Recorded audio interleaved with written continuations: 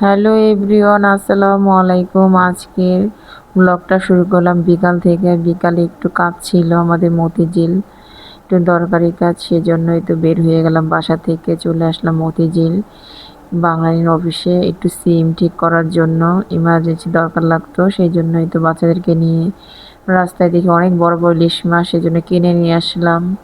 সাথে তো মতিঝিল দিয়ে আসছি, তো খুব ভালো লেগেছে শাপলা চক্করটা দেখে, সেজন্য একটু ভিডিও করে নিলাম।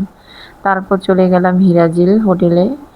তো এই হোটেলে যেহেতু দুপুরবেলা খেয়ে আসছি, বেশি সময় হয় নাই, পেট তো অনেক ভরা, সেজন্য তো হালকা পাতলা নাস্তা করবে। এখানের খাবারগুলো কিন্তু খুবই ভালো হয় আর খুবই মজা।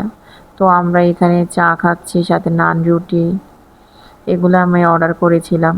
সাথে বাচ্চাদের সবার জন্য আমরা লাচ্ছি নিয়ে নিয়েছি। খুবই মজা এখানের লাচ্ছিটা, বিশেষ করে চাটা তো অনেক মজা এখানের।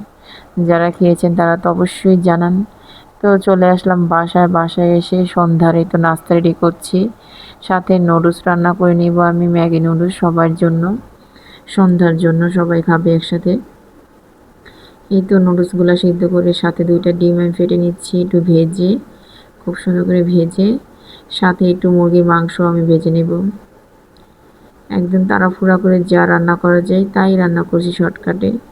সাথে এই যে পেঁয়াজ মরিচ একসাথে ভেজে আমি সব ডিম মুরগির মাংস একসাথে দিয়ে আমি সস দিয়ে সব মশলা দিয়ে একসাথে নেড়ে চেড়ে তারপর নুডলসগুলো দিয়ে মিশিয়ে নিব। তাহলেই ঝটপট রান্নাটা হয়ে যাবে। আপুরা ভাইয়ারা আমার চ্যানেলটাকে সাবস্ক্রাইব করে দিবেন ভালো লাগলে। আশা করি আপনাদের ভালো লাগবে। আস্তে আস্তে আমি ভালো কাজ দিব আপনাদেরকে, আপনাদের ভালো লাগবে। আমি নতুন, আমার পাশে থাকবেন। সবাইকে আল্লাহ হাফেজ, শুভ সন্ধ্যা।